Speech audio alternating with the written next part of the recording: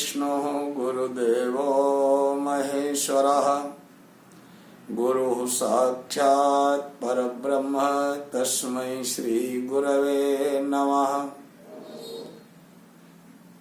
ओम सच्चिदानंद रूपाय विश्वोत्पत्त्यादिहेतवे तापत्रय विनाशाय श्रीकृष्णाय वयं नमः।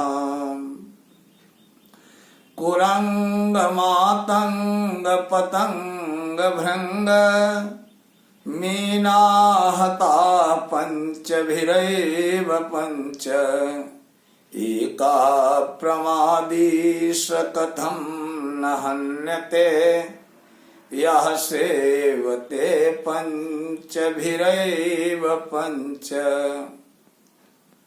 कुरंग हिरण, हाथी, पतिंगा, भौरा और मछली, ये 5 अवगुणों के कारण 5 जीव अपना जीवन खो देते हैं। हिरण में सुनने की ज्यादा लालसा होती है, मधुर संगीत सुनना चाहता है। शिकारी जंगल में जाता है और छिपे हुए हिरण को बाहर निकालने के लिए बीन बजाता है और उसकी ध्वनि सुन करके हिरण बाहर आ जाता है और बेचारा अपना जीवन गंवा देता है। पतंगा, उसे रोशनी अधिक चाहिए, आंखों पर नियंत्रण नहीं, वो तेज प्रकाश की तरफ भागता रहता है और इसी प्रकाश के लालसा में दीपक के इतने नजदीक पहुंच जाता है, चलते चलते चलते चलते दीपक पर ही बैठ जाता है और जलकर अपना जीवन गंवा देता है। हाथी, स्पर्श सुख उसमें बहुत कामना करता है, स्पर्श सुख का ज्यादा आकांक्षा उसे होती है।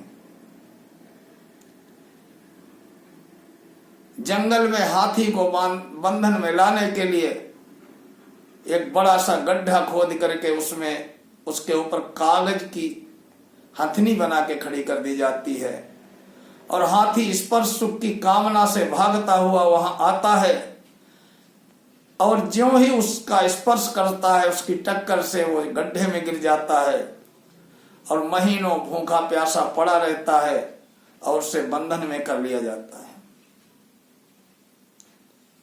भौरा, घ्राण शक्ति उसमें ज्यादा होती, सूंघने की ज्यादा आकांक्षा होती है। कमल के फूल पर बैठ जाता है और उसकी मधुर सुगंध का घ्राण करता रहता है, सूंघता रहता है। बैठे बैठे सायंकाल हो जाती है, सूर्यास्त होते ही कमल का फूल जो है बंद हो जाता है और भौरा उसी कमल के फूल के अंदर रह जाता है।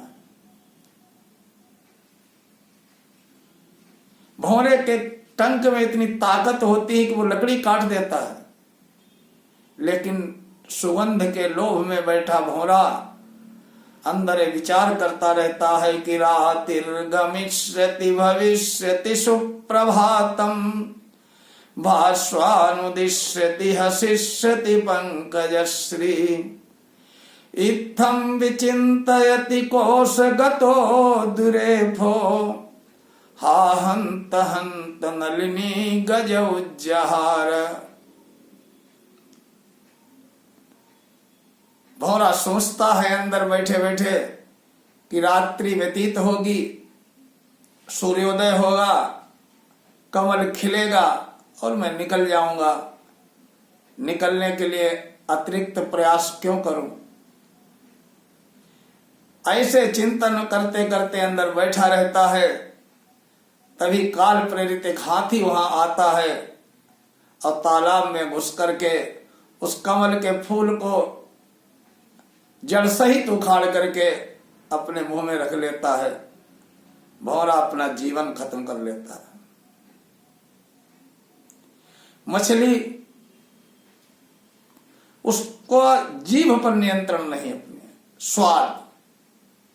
मछली को पकड़ने के लिए लोग कांटे में उसके खाने योग्य कोई पदार्थ लगा देते हैं और तालाब में डाल देते हैं।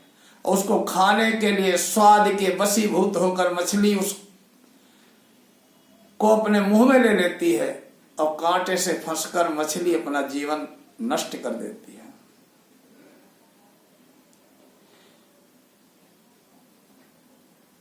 हिरण कान पर नियंत्रण नहीं कर पाता, इसलिए अपना जीवन गंवा देता है। पतंगा आंखों पर नियंत्रण नहीं कर पाता, इसलिए अपना जीवन खो देता है। हाथी स्पर्श सुख पर नियंत्रण नहीं कर पाता है, इसलिए जीवन भर बंधन में पड़ा रहता है। भौरा नाक पर, घ्राण शक्ति पर नियंत्रण नहीं कर पाता है और अपना जीवन खो देता है। मछली जीभ पर नियंत्रण नहीं कर पाती, अपना जीवन खो देती है। विचारणीय प्रश्न ये है कि एक एक अवगुण के कारण 5 जीव अपना जीवन संकट में डाल देते हैं। और हम मनुष्य, हमें स्पर्श सुख भी चाहिए, हमें सुगंध भी चाहिए, हमें स्वाद भी चाहिए, हमें प्रकाश भी चाहिए और हमें सुनने के लिए मधुर संगीत भी चाहिए। एक अवगुण के कारण एक जीव मारा जाता है, 5 अवगुणों से 5 जीव चले जाते हैं और ये मनुष्य पांचों को यह सेवते पंच भिरैव पंच, ये तो 5 इंद्रियों से 5 चीजों का भोग करता है, फिर इसका कल्याण कैसे होगा? कितना भी भजन कर लो, कितनी भी साधना कर लो, जब तक इन 5 इंद्रियों पर नियंत्रण नहीं हम कर पाते हैं, तब तक जीवन संकट में ही बना रहता है।